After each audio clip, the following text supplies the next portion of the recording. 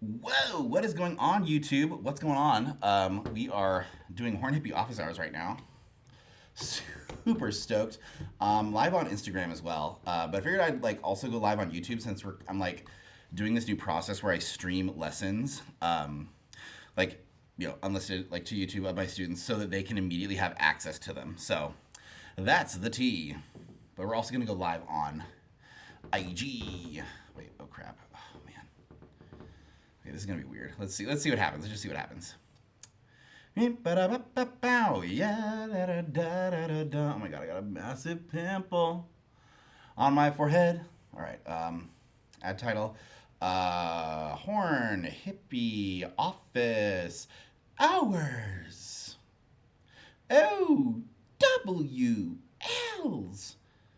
Oh my god, y'all. It's been a day. It's been a cute day though. Lot of improvements. Everyone's been improving. I'm really happy about that. Okay, here we go. There you go, Mr. Now. Let me get my high chair.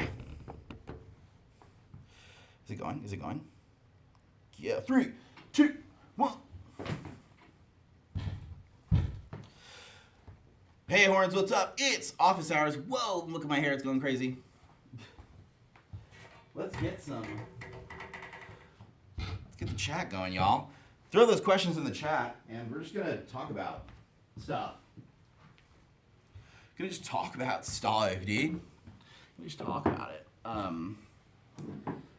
Hope you're all having a fantastic Monday. Monday, brother. Monday. Yeah, so I have been teaching today. Man, why is that still like low? Since like 9:30. Since 9:30. Lots of cute moments today. Lots of fun. Lots of tea to spill. There we go. Okay. Getting all the position. We're also live on YouTube, guys. We're also live on YouTube. Horn Hippie Media. So make sure you're following everywhere so you don't miss a beat. What is up with my hair? Like, I love it. Okay. Welcome in, Cassidy. Make sure you're throwing those questions in the chat, y'all. I also have my chat window open here from YouTube. Live chat, all chat. So, horn playing. How do we play the horn? How does the horn work? Like, what do we do like to play the horn? The things that I have been like thinking about, dreaming about for today's chat, I've been thinking about like practice as a form of self-care, and also been thinking about like I have been so like obsessed with like the physicality of wind and like pushing air out and like what that feels like to properly like fuel your sound. And so I just want to talk about it. I want to think about a few of those things just out loud. So first off, practice is self-care. This is a little bit of a preview for the Horn Pod episode that's going to be filming next week. We're back in action. Danielle is finally moved in and settled in for the foreseeable future, but we now have a new Horn Pod studio, so I'm going to be going over there and checking it out and setting things up and streamlining our process. We're going to be using our RSS feed now on hornhippiemedia.com, so you'll be able to see it there, and it's just going to be better vibes there. So practice is self-care. Do you ever feel like when you're like practicing really well that you just like feel better? You know, like you feel better about yourself, better about your playing. That's kind of how I've been feeling. I haven't like taken apart my practice, like broken apart my practice regimen and like reconstructed it like I usually do. Like this time of year, I've been doing kind of the same thing for a while. Of course, I've been doing the Horn Hippie warm-up a lot. If y'all don't have your copy, go ahead and grab one. Literally, this hair is like going crazy today. I can't do a thing with that. Like, what is with that? I'm gonna keep messing with it. So like the Horn Hippie warm-up routine, but I've also been thinking of a lot of new exercises that I want to like develop and put into like a routine, or like the Horn Hippie compendium. Can't decide how I want to work with that, but Exercise that I felt like everyone needed today is from the Oscar Franz Natural Horn Studies. And this is exercise number 4. Also, let's pull out the book. I found the book. This is the Oscar Franz complete method for the French horn, and I want to get a tattoo of one of these images that's in here. Check it out. All right, power rank these guys. Which one should I get a tattoo of? It's going to be on my ankle. Because my horn teacher Tom Hale back in Austin has like a very simple like stick figure horn. I might just do that because it doesn't take too long, but I might just like go ham and get one of these bad boys like on my ankle. I'm kind of leaning towards like this natty horn right here, this natty, fake natty. Wait, which one's a fake natty? This is a fake natty. Anyway, so very cute, fun. Just rudimentary, like introductory book for horn players. But this is where the juice comes into play. Page 19, the natural horn studies. Check these out. The natural horn, exercises for the natural horn to acquire the exact and proper manner of tone production. Now, you can do these on your regular horn. You don't need a natural horn for this. You can just like not use your valves for this one. And like the first time that I was given these, it was after my freshman year of college. And I didn't understand why I was being assigned these like really simple exercises. I was like, why am I doing this? I should be working on rep. I should be working on, solos and all this stuff. But little did I know that this is like the fundamental that was probably the most transformative to my playing after that first year. Literally it's 2 notes, 3 notes technically, but this pattern on the open F horn.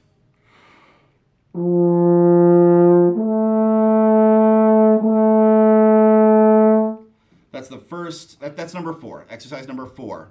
And then you work your way down the valve sequence, second valve, first valve, 1 and 2, 2 and 3, 1 and 3, 1, 2, 3, and so on and so forth. That's literally all you do. However, it's my opinion that this exercise can be translated to anywhere on the horn, especially below the staff. So like that C3 to C4 area. And if I were to rewrite it, I would actually like include another version where it's like the different part where it's G3 to C4, and it sounds like this.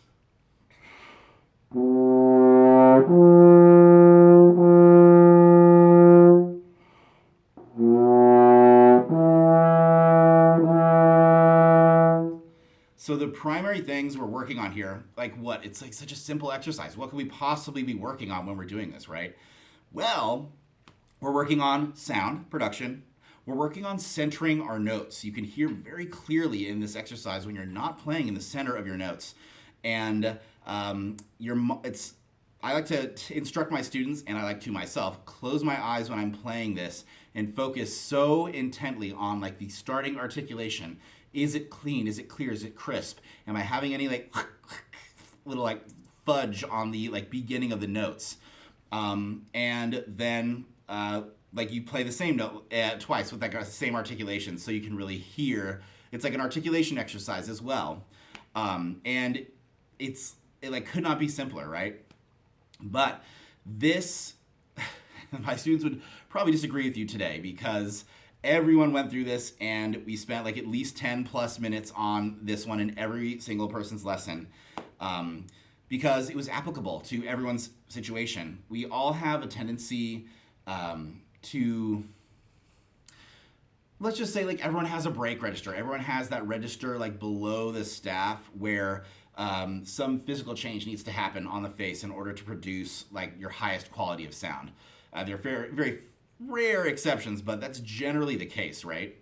And in Oscar Franz Natural Horn Studies number 4, you can not only transpose down with the valve sequence, but you also can transpose down like the partial sequence. So it's like C, E, E, and then you go down a partial. Then if you've done all that, then you can go down a partial still. And one of my favorite ones to do is to go from C3 to G3.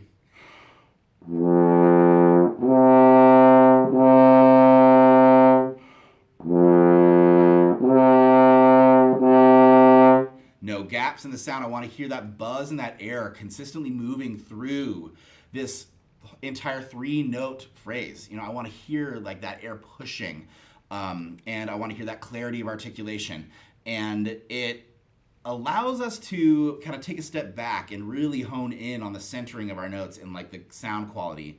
And when I was a freshman, after my freshman year of college, I was like, okay, I'm getting through these. Yeah, I'm doing them every day, like whatever. But I wasn't really instructed like what to listen for or like what the purpose of them was. I was just told that like, oh yeah, so-and-so did this and they turned out great. That's what I was told, what I remember being told. What I should have been told was, you need to slow down so much and listen to your sound. Listen to the starts of your notes. Get up against a wall. Put your bell up against a wall so you get that immediate feedback, and listen to the starts of your notes. Listen to the centering of the notes. Can you hear when you're out of the center? Play out of the center on purpose to hear what not to do in your playing. Like there's all of these components that I felt were missing from that initial instruction when, I got this like little packet of natural horn studies, So if you're just joining in, we're looking at the Oscar Franz Natural Horn Studies, particularly exercise number 4. However, there's so many in this that you can like make your own. You can get creative with what you're doing with them. And I never felt that like license when I was a student to like I never really had a grasp of like, okay, what really are my problems? Or maybe I wasn't equipped to like be aware of my problems until much later. And like how to like overcome those problems by creating drills and exercises for myself that were need-based, right? When we are in the practice room, it's easy to just hammer away at something and hope that it gets better because we're just doing reps of it, right? But that's often not the quickest way to that positive result. The quickest way is to address the root cause of the problem. For many production issues, for instance, that's going to be like an air issue. It's going to be an error, an air roar. It's going to be like a lack of propulsion of the air. It's going to be a lack of like accelerating the air, or like just not quite enough air at the start. It's usually like not enough air. Or even in the low register, I found a few students today, it was like too forceful of air in the low register, like too much. And it was causing like an overblown sound. So what does an overblown sound in the low register sound like? It'll sound like kind of warbly and like just too intense for like what the horn can appropriately handle. And your sound's actually going to sound louder if you back off on that air speed, that air intensity, and just go a little like slower with your air. Oh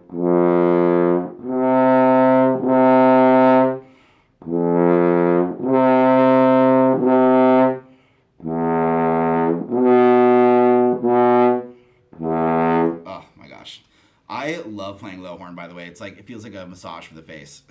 So, all of that being said, this Oscar Franz natural horn study can also be translated to the B-flat side. And for people that are not used to using the B-flat side in the low register, which when I was in high school, I thought it was like illegal for you to use the B-flat side in the low register. I was like, that's not how Rich King would do it. That's not how Eric Rusk told me to do it one time at band camp. And I internalized that, and so I never like took the time to learn all those really useful B-flat side fingerings until much later. And when I say B-flat side fingerings, for those non-horn players, that means like, throw down the trigger, or, if you're in Europe, like pull up the trigger. When you are, like, F side is this, a B-flat side is this. You can hear it's a shorter horn, the B-flat side. And the partials are generally like farther apart, easier to hit, and you can get like a nicer sound moving from note to note. And when you are just starting out playing on the B-flat side in the low register, you might notice that your sound is kind of like wanky. It has this like, this like kind of character to the sound. It's kind of like stopped up in a way. And my first go-to is like, what is the mouth shape of the player? And what is the breathing and support mechanics that are like, is there an underlying like air issue? Again, back to the air, more air, more air. And then if that's not correcting it, which usually it does, then that's when I start to take apart like, okay, the positioning and like embouchure, do we need to like adjust our embouchure here? And y'all, if y'all have the Horn Hippie warm-up routine, you know like my cute little graphics, my cute little illustrations in that, where when we go to the low register, for me, this doesn't work for everyone, but for me, my bottom lip, which usually resides well inside the rim of the mouthpiece for everything up above like a, you know, like G4 and above.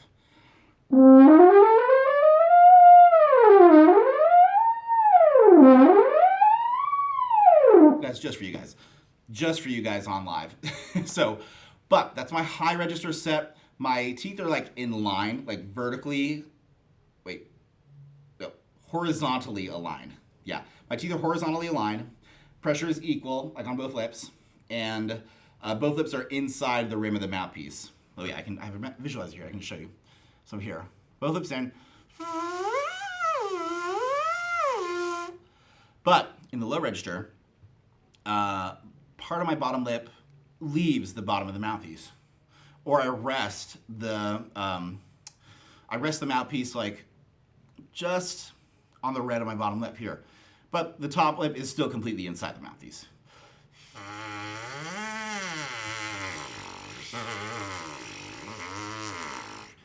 And what this does, it just kind of allows for greater, like slower vibrations, because slower vibrations equal lower sound, higher vibrations equal higher frequencies, faster air, vibrating faster, higher note. Vibrating slower, lower note. And what that does when we like, it's almost like giving more physical separation to the lips. Horn is so weird. But that's like, so my jaw will come forward in the low register. It'll come forward and my bottom lip will slightly leave the bottom of the mouthpiece. And I can feel like the bottom teeth like pin the lip in place, if that makes sense. It's like, everyone's gonna be different. Everyone's gonna kind of have a different position that works the best for them in the low register. But I like to differentiate between these two positional changes, the high set and the low set. So the high set, lips in the mouthpiece, teeth vertically, horizontally aligned. This is the front of the mouth here. Yeah. But in the low register, jaw comes slightly forward. We're getting a push of the jaw, and lip comes out of the mouthpiece slightly. And the horn angle even comes up slightly like this. So. And if someone's having trouble in the low register, suggest like a horn angle position, like an angle shift up in a low. You go low, go up. You go high, a little bit down. Graham McDonald, welcome in, Graham. Good to see you. You love that you get paid to make fart sounds with your face. I mean, real. That's the real tea, you know. I do get paid to make fart sounds with my face into a big old tube. Like, what is that, you know? But you're right, it's simple. You know, the mechanics of brass playing, they are so simple and free. And when we are learning this instrument, there's so many things just kind of like thrown at us that like add like tension and tightness and like worry and like strain and stress to what is such a natural, you know, eventually natural seeming way to, you know, produce sound. Graham, thanks for coming by. Good to see you, buddy. We'll see you next time. Y'all, by the way, go ahead and throw some questions in the chat. Super happy and excited to answer any and all that you guys have for today. This is the Horn Hippie office hours. We got about like 40 minutes left too, before I'm going to take a little break and get ready for studio class. Got to set up the studio, got to set up our ensemble. And I also am going to listen to some auditions, some YouTube auditions. We had a lot of candidates that decided to send in recordings, send in video recordings. And I am super glad that UW offers that. It is a really convenient way to adjudicate auditions for people that can't, like, it's expensive to go places and buy plane tickets and, go here and there. But if you are auditioning via recording, I highly encourage you to reach out to the professor and just say, hey, I would love to set up a Zoom or a FaceTime call with you and just kind of talk to you about your philosophy on horn playing, or even set up time for a virtual lesson. That's a really good way to get the vibe of the teacher before you commit to a school. And also it gives like a good first impression to that teacher that you are serious about your education and that you are a student that is invested in their own education, that's invested in the process and invested in building that interpersonal connection that will lead to like better results for them as well. Because like when you know someone, like when you know someone's personality, like they're easier to coach, train, teach, and work with. And that's kind of true for everything. Eric asks, what mouthpiece am I playing? I am playing the Varus Everest. Oh my God, my mouthpiece is so dirty. Yikes. Drinking a protein shake, guys. Don't look at it. This is from Houghton Horns, and I love this mouthpiece. It is 17.75. I think that's kind of like the perfect, like, one size fits all, and it's also gold plated. So it's like a little slipperier. The slipperiest material for mouthpieces is going to be that like carbon fiber, I think, or like the black, like that. What is that coating called? God, I can't think of it, but you know what it is. But I like a slippery mouthpiece because I'm a player. Look at my lips; they're huge. My lips are gigantic, so I have a lot of like space to transition. I got a lot of like meat to transition in and outside the mouthpiece. So having a material that's a little bit easier to navigate with is preferential to me. Jonah asks, you've been having trouble moving from low C on F side to C sharp on B flat side. Any tips on making this smoother? So yes, this is also kind of true, like a fourth above. In like Shostakovich 5, I'll hear players just go like throw down the B flat side for that F after the G. And it's like all of a sudden a quality change, right? And it's not very smooth. So I always recommend stay on the F side for that transition. But make sure your fingers are moving quickly, first of all. I would do 2-note slams from C sharp to C, and then C to C sharp. So 2-note slams moving up chromatically or moving down. Justin, welcome in. ZS Cal, welcome.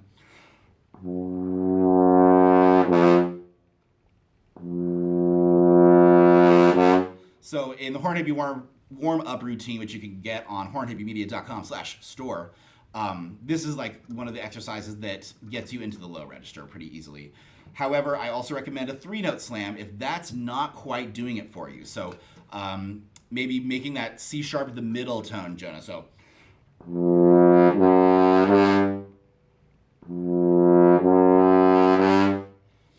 But there is something that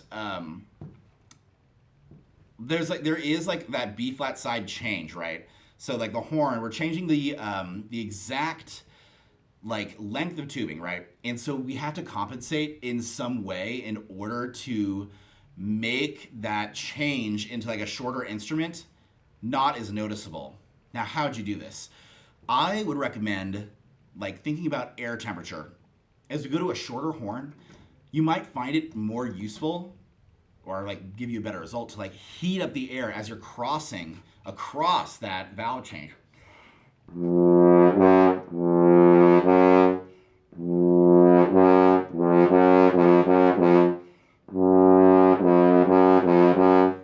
I got so much water.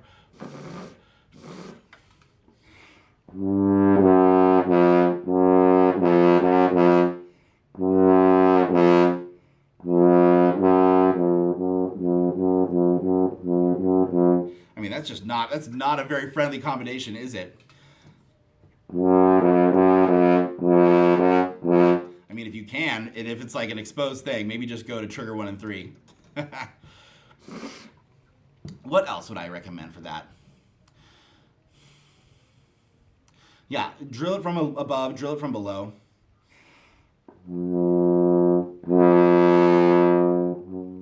Do diminuendo, um, like reverse slam. So ba, ba, and diminuendo into the transition.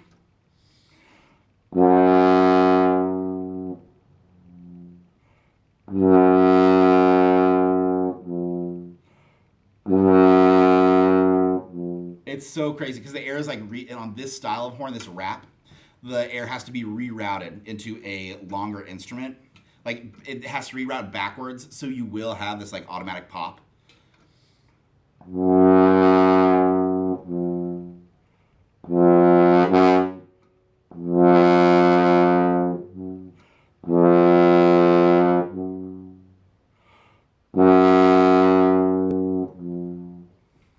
But making sure that you're not like giving up the air pressure as you're moving note to note. That's the biggest thing I can offer you in terms of tips for that. Y'all throw in those questions, guys. What are you struggling with? What are you struggling with in the practice room today, on today? We need to know because then we can help you out. Also, quick update on the Horn Pod. We're going to be coming back to production next week. We have an episode that's all about practice, and it's kind of also inspired by my thesis of practice as a form of self-care, right? If you're practicing well, you're probably taking good care of yourself. Maybe you're over practicing, you're maybe not taking good care of yourself, or you're like neglecting one thing that maybe you should be paying attention to, that kind of thing. Welcome in John Cyrus 3, welcome in Neil, welcome in Andy Boy 81. Good to see you guys. Welcome in. Just talking about horn. This is the office hours. So if you have a question, this is the place, this is the forum, this is the time to ask it. Also, thank you guys on YouTube for joining us as well. If you have a question, make sure you drop it in the chat. I don't know if I can see it, but I should be able to. Yeah. If you're on YouTube right now, make sure just write something down. Send something in the chat just to test it. I see we got 5 people there. So, yeah. Let's see. Maybe I have another story to tell. I'm trying to think of a fun story from band camp. Sound really good. Andy Boy asks, one thing I've noticed is that I get this almost nerve pinching on my top lip when I play loud. It's very frustrating, and I know I'm not using too much pressure. All right, Andy Boy, let's check hydration levels. How hydrated are you when this occurs? Because, it could be a form of a cramp. It could be, I know when I was in college, and I, would not tell anyone this because I was so nervous about, seeming weak. And that's such a weird thing to say. I would never admit to almost getting injured and ask for help because I was nervous about being perceived as less than. But I had a weird thing happening. I was not the best. I did not eat very well in college. I did not structure my day around meals and meal prep and things like that. I was just kind of eating when I'm hungry and running around, not drinking water, drinking a lot of iced coffee. And so I would always, when I was practicing a lot, I would get this bump, this clump of white blood cells right here. It was kind of hard to the touch. I would touch it and it would be white. My skin would be white, right above my lip. And it would be numb there. It was very, very bizarre. But I noticed it would happen when I was very dehydrated. I hadn't had any water all day. And when I would drink water or take a break from the horn, it would go away. So I'm very lucky that that's how that transpired. But if you are experiencing pain, nerve pinching, that sounds like a painful sensation. That's your body telling you no, put the horn down. If you're in pain, the body's wow, stop. Literally stop, bro. We need to put this horn down. If it continues, notice what you're playing when it's occurring. So is it loud in a certain register? Is it loud? Is it just loud playing in general? And it's not pressure-based. That's so interesting, isn't it? Calgary Phil Horns, welcome in. Calgary Horns, do you have a question that needs answering? Where are you practicing today? What issues are you encountering in the practice room that we can maybe help you with? Drop it in the chat, and we'll be happy to answer. But Andy Boy, that is my question to you. It's what does your hydration and nutrition look like on days when this occurs? It doesn't sound like it happens every day, but maybe just a few days. When you're practicing loud, you get a nerve pinch, it sounds like a sharp pain. Like, what kind of pain are you experiencing? It says like a nerve pinching. So that would be like, what would be like a sharp, like a twinging and like sharp and like immediate pain. Hey, Andy, hydration could definitely be better. These tiny muscles work really hard sometimes, so it's important for like the whole body to be, well hydrated. Like, and I'm saying like hours in advance, you got to be hydrated. So, I would experience that when in marching band as well. And what are we doing in marching band? We're not drinking water. We're not drinking enough water. I mean, we didn't back in my day. Like hydration powders were also not a thing. Highly recommend a hydration powder. What am I thinking? What is it called? There's a Seattle company that I really like. I'm using right now. What are they called? Oh my god. I think it's like Evo Light or something. Evo Light. It's like, anyway, you can get it at, it's basically Liquid IV. Liquid IV is great, but try to get Liquid IV that doesn't have any added sugar. Andy, thank you for the tip. You definitely play a lot for a high schooler, and I'm a high horn player. Hey, Andy, make sure you're playing the whole horn. Don't just play high. Gotta sound good everywhere, Andy. That's where the money is. Money's in the soft playing. Money is all over the horn. Make sure you have a good low sound and learn and develop that low register just as well as your high register. That's my biggest tip for young horn players. Don't like pigeonhole yourself. Like, why would you be like, oh, I'm just, you might be like very naturally like gifted in a high register, and that's good. But you need to be able to play low too. You want to be like all around, like, oh shoot, we need a fourth horn. Can you jump in? Oh yeah, I got you. Like, yeah, you want to be that player. You want to be that player. Okay, I'm trying to think of what good. Let me like. Okay, well now you got me thinking about a high school band story. So in high school, me and Shauna Tates were drill leaders in the mellophone section like our sophomore year, and wait, but I'm trying to think of the funniest things. Like, oh my god. I remember getting called out like so hard one time in rehearsal because like, we're running things back so much, and like I just like looked bad like literally when they were recording, like our color guard instructor. Andy, you're welcome. See you later. Thank you for the question, Andy. Like they would go around and film people. Like they would film like the feet as you were walking. They would put the camera stationary when you would hit certain things and like watch all the people kind of walk through this thing. And like my feet looked atrocious, and so I remember like just in the rehearsal we would like watch the tape back, right? We watched the tape, and Mr. Crochet was like, yeah, sorry Lee, I'm calling you out. It was so funny though. It was like, look at this toe, this is unacceptable, and you know what? It's a drill leader's toe. And I'm like, oh, that's my Nike. It's so funny. I was like, damn, that's me, dude. Oh shit. So I got called out when I was a drill leader, but I'm like, hey, I marched pretty good, okay? Maybe it was just that one take, it wasn't so good. But yeah, we definitely weren't drinking enough water, we weren't hydrating, we were not fueling our bodies for like the intense physical demand that marching band and drum corps actually is, so that's on us. And I would often get like this kind of like twinging pain, like when we would play too much and just be like, oh, whatever, I'm not tough enough, I need to be tougher. Like, I need to be, like, better and tougher because, like, why am I experiencing pain? But it's literally because I wasn't, like, hydrated. So, really simple solution. Then, oh, my God. I just remember, like, this is a gross strike. I don't know if I should tell it. I'll tell it anyway.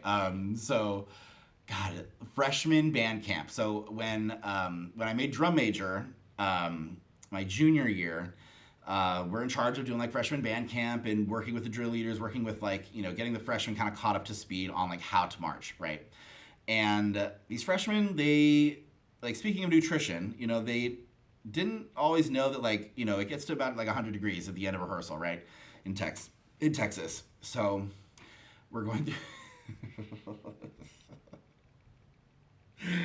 oh my God, we're going through rehearsal and just like, okay.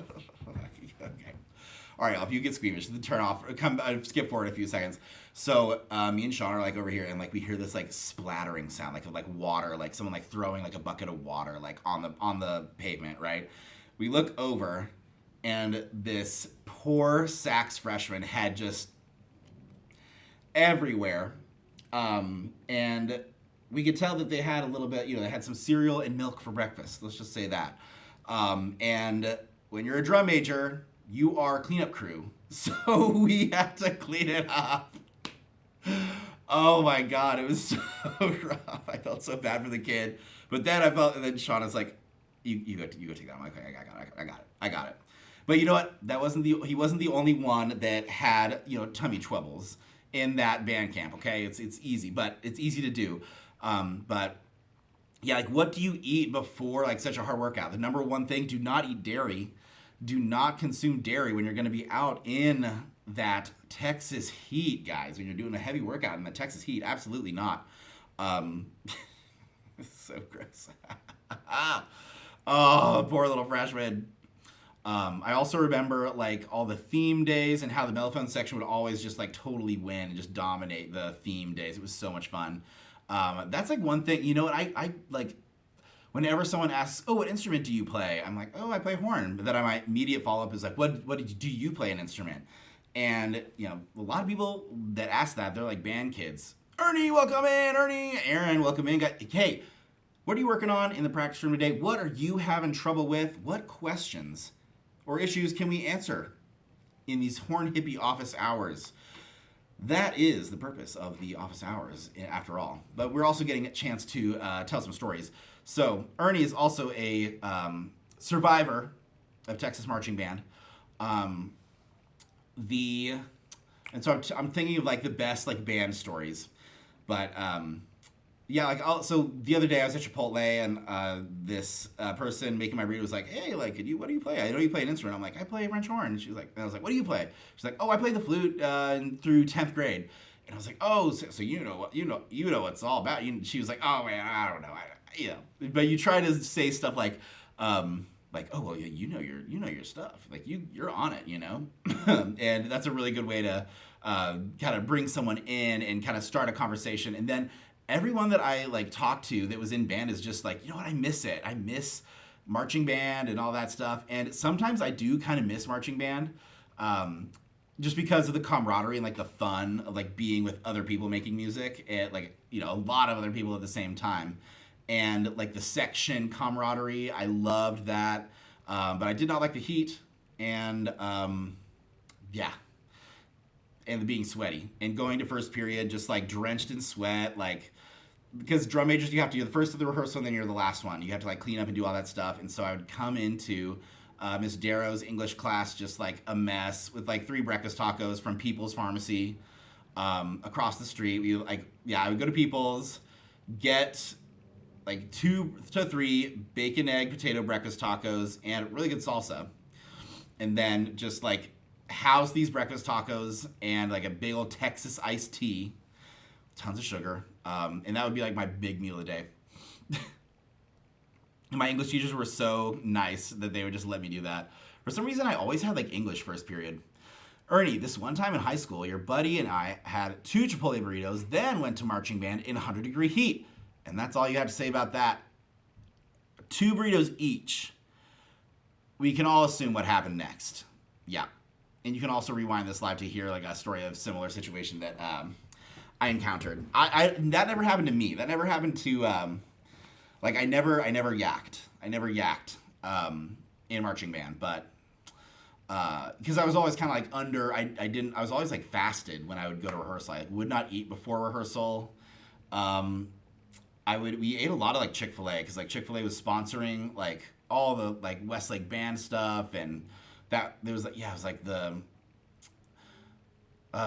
like so we would have like a lot of like Chick-fil-A before like the Friday night and it was long enough of like a day like in between when we would play that everyone would have like a ton of food and then we do stuff like 30 minutes later and so it was fine. Oh my god. No, Ernie, I told a story about a sax freshman during freshman marching camp in the 100-degree heat. And they ate the wrong breakfast. We'll just say that. Corno Alvaro. Buenas, buenas. ¿Qué pasa? ¿Qué pasa, Pookie? Zuntai, what's up? Welcome. Yeah, we're just going to be on for like about another like 20 minutes. And then I got to listen to some auditions. A lot of people sent in recorded auditions to UW. Super stoked on that. Super excited to hear them. But yeah, it's a lot to go through. And Been teaching since like 9:30 this morning. I got in just like there's a lot of traffic randomly, but um, yeah, it's been a pretty fun day, chill day. Everyone's been working on centering notes in like the C3 to C4 range. It's kind of been a theme today. Honesty Pill, welcome in. Good to see you. Make sure you drop a comment here. Drop a question or a comment. We are happy to answer and solve the problems of the horn playing world right here and right now. We have answered we've answered 2 questions. We've answered like I've given a few drills on like transitioning between like B flat side, F side in the low register and how to like adjust for sound like displacement, sound like so it's not like oinky when you go to the B flat side from the F side in the low register. And the answer to that is just like hotter air, like more like just like do physically like internal inside your mouth, make that like that chamber hall inside your mouth like a little bit wider, a little bit taller, just like a little bit more spacious when you're going to the B flat side from the F side, so that you can mask the shortness. You can mask like the dramatic like shortening of the pipe that you are making when you are throwing down those valves. Okay, I'm trying to think of another fun like marching band story. I got in so much trouble in band, guys. I got in so much trouble in band. Like I was not a like star student. I was, I worked hard and like was a good leader, but like I was always like doing extra like stuff, like extra competitions and stuff, and would have to like go to the band directors and be like, guys, I can't do this because I gotta do this. Sorry. And it was always the thing. It was always a problem. Rubing, welcome. Got any burning horn questions? Anything that we can answer, any problems? This is kind of like the where we like solve problems of the horn playing world. And like the biggest thing today though was Oscar Franz natural horn, Oscar Franz natty horn. We've been looking through this and like exercise number 4 and like applying it to everyone's like issue spot today. That's been like the biggest thing. Oh my God, Juanita Miller, literally, oh my God, that concerto competition, I like pissed my band director off so much when I did Juanita Miller. It was just like, so rough. But so much fun, and I got to meet Ernie again. Ruben, what did you just join into? You joined into French Horn Office Hours, Horn Hippie Office Hours. What is your question that I can answer? What is your question? What issue are you facing that seems insurmountable? No matter what you do, no matter how hard you try, you can't overcome it. Because here, we will solve it for you. Oh my God, okay. Best like high school. I mean, I just remember, I remember Shauna and I getting in trouble for like, we hadn't, so you like pass off your music by like proving that you have it memorized by like playing it for a drum major or drill leader that's like authorized to like mark you down. It's like, you did this, you passed. And like as drum majors, we didn't like know we had to pass off our music. We thought like, oh, we just got it. So like we're just conducting it. So what does it matter? And so like the directors were like, wait, you guys haven't passed off your music. And as we're like conducting it. And so like, you need to do this right now. Rare. And so we're like, God dang, this is too much. This is too much. But we passed it off and it was great, but it was just like, okay, why are you mad at this? Like, it's okay. Like we've performed this so many times already without passing it off, and it was fine. Question from Marty: how do you get your husband to stop buying French horns? Very good question. I would say, how do you get your husband to stop buying French horns? I would say like talk up the horn that they're currently on. Be like, you've never sounded better than you have on this horn. Like, and be very like that vibe. Be like, oh my God, you sound amazing on that horn. I've never heard you sound so good. This is the best horn you've ever played on. You don't need another one. That's the kind of vibe. That's how you do that. Rube, you're really good at low notes, but really bad at high notes. What should you do? Well, first you should buy the Horn Hippie warm-up routine and learn to play efficiently. Question your like position on the mouthpiece. Question like, if you have a good low register, you probably have a good low set. However, it's my opinion, I'm of the opinion that, and also I have like really thick lips, a lot of meat to move inside this tiny little mouthpiece. So like I actually use a high set and a low set. So like my low set looks like this. A little bit of low lip out of the mouthpiece, jaw forward, low set.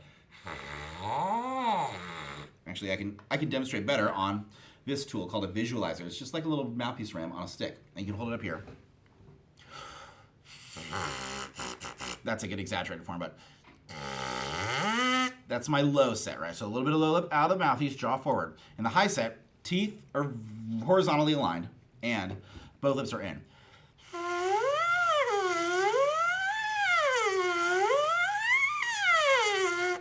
And what this does, it allows them to, also there's like a tongue, like an internal like tongue component, like where the tongue raises or like shapes in such a way the back of the tongue, not the forward part of the tongue where you like articulate ta ta ta ta ka ta ta ka, but the back of the tongue, and how that like kind of raises in the mouth and allows air to shoot like faster over, and faster air vibrating lips at a faster speed, higher frequency, higher notes, higher pitch.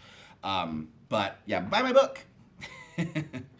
Walter, good evening, Walter, from YouTube. Let's go. Good to see you, Walter. Do you have a question? Is there anything that you are struggling with in the practice room today or like last week? We're here to help. We're here to answer your burning horn question, but also just like correct issues and like help you play better. Aiden, welcome in. Aiden, what's up?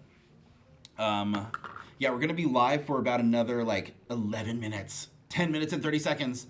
And then I'm going to take a little break, and I got to set up for studio class. And tonight, what are we doing in studio class? Let me look. Let me pull it out. So we have Northwest Horn Symposium coming up. We have the Northwest Horn Symposium chat in, oh my God, where are my things? My effects in Portland State. Shout out Portland State. So what should we play? We have Song of the Dragonborn. We have Carrie Turner, Farewell to Red Castle. And we have the Carmen Suite for Horn Octet. Man, I feel like Carmen's a no, because it's like too many movements. And we just need like one piece, because there's going to be potentially a collegiate ensemble showcase. So we could do Farewell to Red Castle. How's it going?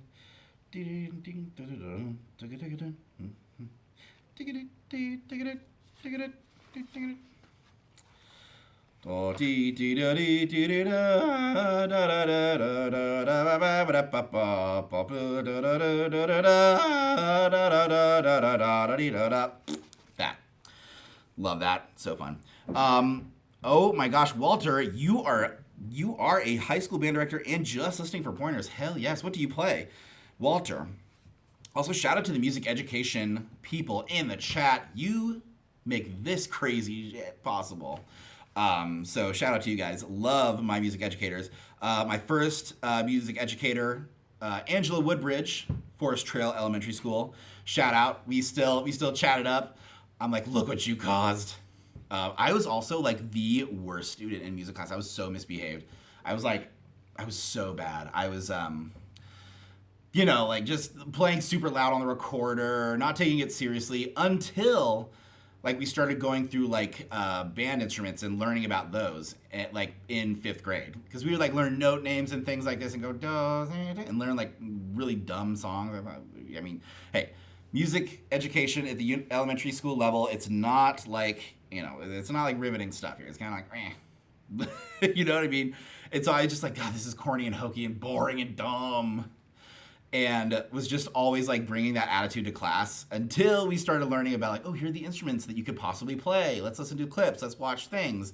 And so that's what really like got me into that, like that got me to buy into music as like a young child and got me to behave better. So Walter, you play percussion and piano. Oh my God, awesome. I love that. Percussion and horn, like how are they similar? There is like a note shaping thing that I'm like stuck on this. It's like in Mozart symphonies, Haydn symphonies, like once the horn like started being brought inside from like being like an outdoor instrument, like a hunting instrument, it started getting treatment like a drum. Like we would have like these basically like glorified drum parts. And so I think that it's so important for horn players to understand like the percussive effects and be able to like mimic the shape of a drum and like of a note that a drummer plays, like that shape, that kind of like explosive or like, you know, sometimes like explosive sound, like, but be able to play that and like mimic that shape. I think that is so essential. So, and I also played a little bit of percussion in like middle school, high school. Love it, love it. Then for band directors that are like trying to teach horn players, that's actually kind of a tricky thing. A lot of people like start on horn and then start on trumpet, move to horn. That didn't happen for me. I like started right on horn. Very lucky to have that. But the best thing to start with is buzzing. Get those students buzzing like every single time they come into class. Like start with like 10 minutes of buzzing and like warm up the buzz. That's like, I feel like that is what you have to do. First week of class, we were given the mouthpiece and no horns until like week 2. And then we learned a G. We learned the G. So that was cute. I feel like it's a good thing because it can kind of like get people to like young kids to like play with like firmer corners, not just like blow their lips out like that. But saying like pinch your corners is like, that is not the best, like most efficient way to play. It's almost like, like what would I say to like a middle school student? Okay, how, like say the letter M, hum, and you see how you feel how the corners are kind of like loose or like just relaxed when you say That's more like what the corners should be. But like what's inside the mouthpiece is what matters more for like production and like producing higher sounds and like louder sounds. So like everything outside the mouthpiece is just as gentle as possible, but everything inside the mouthpiece, like you have to put it on like that's where you have the real control, is inside the rim of the mouthpiece. That's where you really have that control over like the pitch and over the sound quality and over like, you know, all this other stuff. Excuse me guys, oh my gosh. Got onto UW campus and the trees are treeing. The pollen is, you know, I know it's only like February, but it seems like all the allergies are going everywhere. Walter, you have a master's in wind band conducting. Oh my gosh, did you go to Midwest this year? Did you go to the Midwest Band Clinic? Midwest Clinic. Yeah, it's all orchestra too. CB Lask, Ella Pep, Kevin, welcome in guys. Let me know if you have any questions. Y'all on YouTube as well. Like feel free to drop a question in the chat. We have about 5 more minutes, so plenty of time to talk about a few more things, a few more topics. If you're feeling it.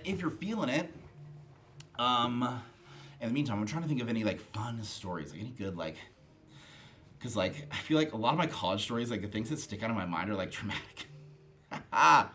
But also I had a lot of fun in college. I had a lot of fun with like the colleagues that I was around. A lot of like my friends that, you know, that really made the experience for me. It was like the people that I was around and making music with. But in high school, like if I were to describe, I feel like maybe I was also not like, I was just really like an eager high school student. And my teacher, Tom Hale, who I will be getting a tattoo to like kind of match his tattoo, which is a French horn, stick figure French horn on his ankle. But I want to get one out of this book. I want to get this. Number 18. I want to get number 18. Do y'all see that? Number 18. Okay, can you see that? Hold on. Okay, YouTube, you'll see. It's this one. This one. Because it's like, it's almost photorealistic. FD Pizzle, is it okay if you grab a horn? Yes, come grab your horn from the studio. It's okay, FD. Don't worry. I won't get mad at you.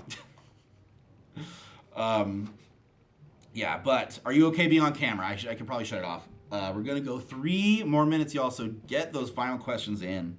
Also, like, check it out, fake natty horn. Fake natty. Right there, that's a fake natty. All right, yeah, so studio class. I want to do this. I think we're going to do a little bit of this. Because we're currently doing like till for 10 horns. That's kind of the big project for end of studio recital, end of studio class year recital. And then this guy. All right, and for privacy of the students, we're going to show you this Song of the Dragonborn. Get that horn. Yeah, so I arranged for 8 horns and 3 percussion players. Super stoked on it, but it is not available for commercial purchase yet. Let's see. Walter, wait, okay, you were at Midwest and you received the Dr. William P. Forster Community Development Award for CBNA, NBA, and Midwest Clinic this year. Oh my God, congrats. Okay, snaps for Walter. Let's go. Awesome. Man, I love that. That's awesome. Congrats. Wow, yeah, that's quite an achievement. Okay, guys, well, we have 2 more minutes. One question or one story.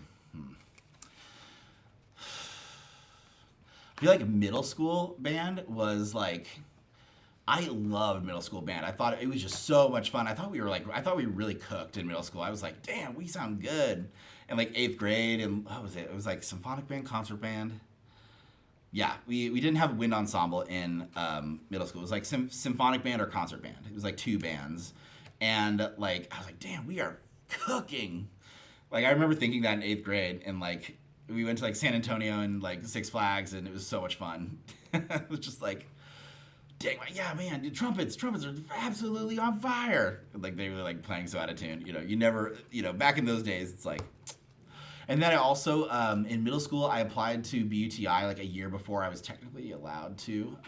Like, I went before I was of that, I think, what was it? It was like 14, maybe 14. I think I auditioned for BUTI when I was 13 and went. And then spent the summer with Eric Rusk. That guy probably shouldn't have been around children. Let's just say that. And I did learn a lot, though, and I was really impressed by like the intensity of, like, just, it's kind of like that. I feel it's like a holdover from Dale Clevenger's like teaching. I noticed in Dale Clevenger's students that like of that generation, where they were very. Instead of like bringing you in, you would like be shamed for not already knowing something. And I fucking hate that shit. I think that is like the worst way to teach someone. I think that is the worst way. I think it, like, if you're gonna do something like that, at least like set it up as being funny and like have a student like make a moment and like make like a iconic meme from that, like as I asked, like, what does this mean in German? Do you know? And so they're like, no, I don't know. I'm like, okay, well, guess, and like make a funny moment out of it. And so that's how that should be done, and like inspire people to like research this stuff. Don't be like, oh, you don't know that? Like, you're dumb. Like, that's like the worst way to teach someone.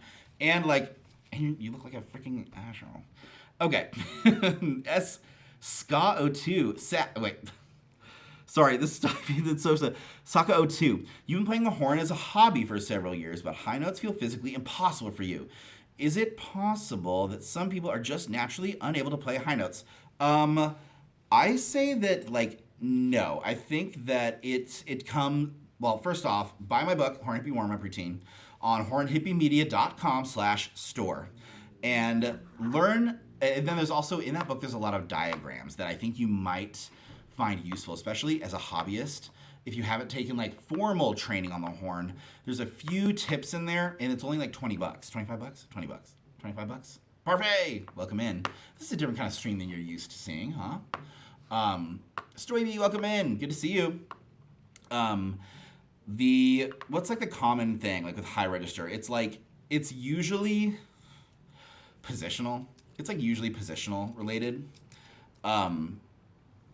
Where like, maybe your lips are like a little bit too far outside the mouthpiece to really make for your lips to vibrate fast enough to get like the higher frequencies. Like I think both lips need to be inside the mouthpiece. For me, they do. Because look at these big old, like, there's a lot of meat to move. I've got big old lips. Yeah, my lips are gigantic, chat. So I actually do like put both lips like inside the mouthpiece. When I play in the high register. In the low register, though, I have my bottom lip slightly out of the mouthpiece and my jaw more forward. When I'm in the high register, the teeth are more like horizontally aligned like this, front of the mouth here. They're more horizontally aligned, but when the low register, they come forward slightly. A little bit of jaw pushing out like that. So, Saka02, watch this space, because I think there will be, also, I think tone bass, just a quick shout out to tone bass. You can check that out. I go over a little bit of that in my tone bass masterclass. Try to keep that, explain that in, like a video. So, Jonathan, welcome in. Oh my gosh, guys, we're going over time, but like the questions are good. Good questions. I like that. But that, there's something to be said. Like some people are more like naturally like gifted in the high register, more gifted in the low register. It's just kind of like your setup and like what you prefer to practice and play and that sort of thing. So, okay, y'all, I'll take one more question or one more story. Okay, one more story. Oh my gosh, when I was in middle school, the first time I like severely like dented a horn. What was it? I think I like it's either I opened a case wrong and like or like I had the horn leaning up against something and it like fell over and I was like so mortified and like sad and thought I would like be kicked out of band for it and then like made her no, it's fine. And she was like literally like you can just use my horn. And I'm like, "Oh my god, really? What?" She's like, "Yes, you can just use my horn, just be careful with it." And I'm like, "Oh." So, oh my god, Nick, welcome in, Nick. Gretchinwa. Good to see you, buddy. Hope you're having a fantastic Monday. Just been teaching all day, just vibing. I need to start setting up for studio class. I have 2 hours, but I think we might like start like a little bit early and do some like listening. If people are like available at 6:30, we'll probably just like, I'll like plug in some playlist and we'll just like gab about music, which is always fun to do with the younger generation. Back in my day, we thought this cell recording with Cleveland Orchestra was good, and we liked it. Oh my god, the Till recording with Zell and Cleveland is like wild, but I use that as my reference recording, like, cause I was like, oh yeah, it's Zell and Cleveland Orchestra. It's like fucking great, right? No, it's not good. Catherine R. Jordan, welcome in. Trumpet star of stage and screen, Catherine R. Jordan. I did get a new case for your trumpet, actually, by the way. It's a Marcus Bona double trumpet case, and I put Grandpa's cornet in there and dumped the old case because it smelled gross. It smelled gross, and it wasn't even protecting the horn. So, yeah, I got it for free. Yeah, I think it. So the previous owner like had a German Shepherd and like tried to like get rid of the dog hair and the dog smell and like used some kind of detergent. So it smells like detergent, but that's better that than like nasty. Zell, the Cleveland Zell Mahler 4 though. Right. Okay, I'm not gonna clock the Mahler 4T, but like the Till recording with the one I'm talking about with all like it's like the letters. It's like it's like on white background Zell, picture of Zell and like all the letters like Till, Don Juan, da da da. That Till recording is like just not good. And I remember thinking like, wait, I'm playing it like the recording. Why is why are you saying it's not correct? It's like just totally out of time, like crappy sound in the low register, like classic stuff, right? Iconic. Honestly, iconic. Catherine, we'll see you later. Yeah, love you too. Have a fantastic Monday. I hope it wasn't too rough. I hope it wasn't too crazy. Sometimes those Mondays can be crazy, so I hope it wasn't crazy. Yes, but tonight, okay, I'm excited. I actually am gonna listen to this. I'm gonna put this on. Okay, so I arranged this when I was, how old was I when I arranged this, guys? Wait, okay, is anyone, okay, are you guys on that you would know when I did this? Matt, you might know. Also, Matt, like, what is up? I feel like I haven't talked to you since you got back from basic, but, because you probably hit the ground running. Are there horn openings for you? Like, do I need to start advertising? I have one, I actually have a couple students that, like, they could hold their own at this point on the audition trail. So far, I feel like the low horn auditions have kind of been like taking focus this year. There's been a lot of low stuff, right? But yeah, so when I arranged this when I was like, I think I was a sophomore in college. The Song of the Dragonborn. And so it's for this and like 3 percussionists, and it's just like the that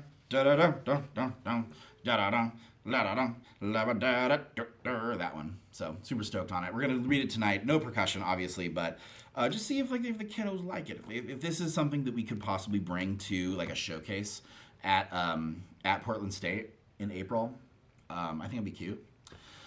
Um, what else? What else? Okay, I know we're like a little bit over time, but um, the creative juices are flowing, chat. The creative juices are just like, um, yeah. I'm going to try to do office hours live every Monday during the school year.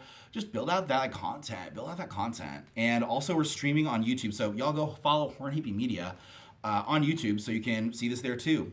Um, let's see, any other announcements for the class? Well, the Northwest Horn Symposium is kicking off April 10th, 11th, 12th at Portland State. So that's where you can see the UW Horn Dogs do their thing next. And then, of course, everyone's got like their junior recitals this year. So, all right, guys, that does it for me. If there's no further questions, then we might adjourn. I'll give you one 60-second period to ask one more question, and then we're going to go. But love you guys. Love seeing you guys on here. I didn't play a lot in this live because it was really like we were really just taking things down to the fundamental today in a lot of lessons, and it really, like, I mean, I felt great. Like, it definitely felt. It's like, it's one thing, like what I felt like I didn't get in college like soon enough was like the understanding of like what a good sound is, and like when my sound is bad, how to correct it. And like I wish that like I had been like I hyper fixated and like okay, do this physical thing, give me this physical cue to like open your vowel shape and like push the jaw forward and do all these things in order to like achieve like a good sound. And then like really like in like those plain terms, like I felt like maybe it was explained to me, or maybe I like just didn't get it because I was so focused on other things and like prepping the music. But I wish that like I would have been told like this is what you sound like, and then like here's how you get it to be fixed. Like what physical cues like I could have been given like earlier on in order to like get my sound better quicker. And so that's what I'm trying to pay forward a little bit. And sometimes like I ask students like, is this like too much? Is this like, are you thinking about this too much? Because the sound is like the thing. The sound is what you really need to be focusing on. Like I could say to you, draw a triangle, or I could say, move your like grab a pencil between your forefinger and thumb and then place the pencil with a 1/16 of an ounce of pressure onto a piece of paper. And then so that's what I feel like sometimes when I give like physicality cues in playing. But most of the time students are like, okay, that actually does work with me though. I do gel with that. So I'm gonna keep going with that, and that's just kind of my style. So take it or leave it. This has been another Horn Hippie Office Hours. Thank you guys so much for all the questions, all the love on YouTube. Thank you guys so much. Thank you for the subs on YouTube. Thank you for the follows, guys. And we'll see you next Monday. Same time, same bat channel. Bye.